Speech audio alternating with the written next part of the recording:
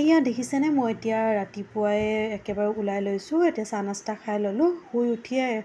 মুখ হাত ধুইয়ে চাহ নাস্তা খালোঁ আৰু এয়া মই যাবলৈ ওলাইছোঁ এতিয়া ঘৰত বিয়া খোৱা হৈ গ'ল আৰু এয়া হৈছে বিয়া হোৱা ছোৱালীৰ লাইফ মানে ক'ব মানে লাইফটো কেনেকুৱা হৈ যায় মানে ক'বই নোৱাৰি এয়া দেখিলে ন ৰাতি শুলোৱে ইমান 3টা 4টা বজাত কিন্তু এয়া এতিয়া ৰাতিপুৱা 10টা নাবাজোঁতেই ঘৰৰ পৰা এতিয়া ওলাই আহিব লাগিছে হাজবেণ্ডৰ ঘৰ বুলি আৰু এয়া মই ঘৰ আহি পালোঁ আৰু এই জুলনাখন কেইবাদিনৰ আগৰে আছিলে তো বেবীক এয়া লগাই দিছে আৰু এয়া আজি ৰাতি এনেকুৱাই ধুমা পিতা বৰষুণ দিলে মানে কি ক'ম মোৰ মানে কিচেনৰ একেবাৰে অৱস্থা বেয়া হৈ গ'ল একেবাৰে গোটেই ঘৰতে একেবাৰে মানে পানী লিক কৰিছে আৰু মানে পাকঘৰটোৰ মানে একেবাৰে মানে অৱস্থা পুৰাই বেয়া হৈ গ'ল আৰু এতিয়া বাজিছে ৰাতি 12টা বাজিছে আৰু এয়া দেখিছে না আমাৰ বেবীও তাৰো মনটো বেয়া হৈ গৈছে আৰু মোৰো মনটো বেয়া হৈ গৈছে কি কৰোঁ নকৰোঁ তেনেকুৱা হৈ গ'লোঁ কাৰণ যিহেতু আগদিনাখন ইমান ৰ'দ দি আছিলে আৰু আজি একদম মানে ইমান বেছি ঘৰত যি পাইছোঁ চব দি দিছোঁ আৰু বাল্টি চাল্টি যি আছে দি দিছোঁ আৰু এইখিনি জেগাত একদম মানে পানী উঠিছে মানে তলৰ পৰা আৰু দেখিছেনে একদম পানী পূৰা ভৰ্তি হৈ গৈছে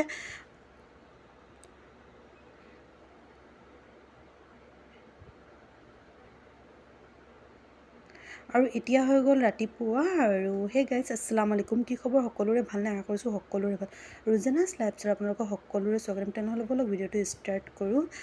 আৰু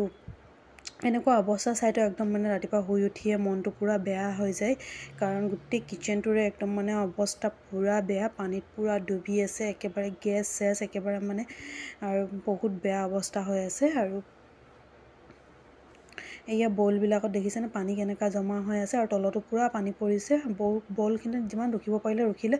আৰু তেনেকুৱাতে আৰু মোচা মেলা কৰি মেলি কোনোমতে ৰুটিকেইটা বনালোঁ এয়া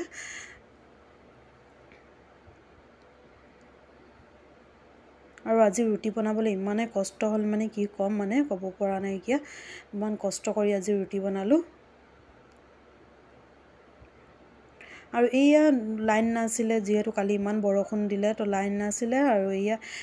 হেৰিবিলাকত পানী ভৰাই মেলি থৈছোঁ কাৰণ টেপত পানী নাছিলে আৰু এয়া বনোৱা সিজোৱাও লগতে কৰি দিছোঁ কাৰণ লাইনটো বাৰে বাৰে আহিছে গৈছে আৰু এয়া ভাত পাতি দিলোঁ এপিনে দাইল আলু তৰকাৰী পাতিছোঁ কুকাৰত আৰু এয়া মই নাস্তা খাবলৈ ৰুটি ৰুমতে লৈ আহিলোঁ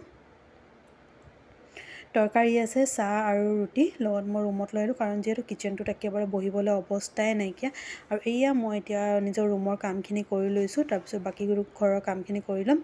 আৰু এয়া মই এতিয়া ঘৰখন সাৰি লৈছোঁ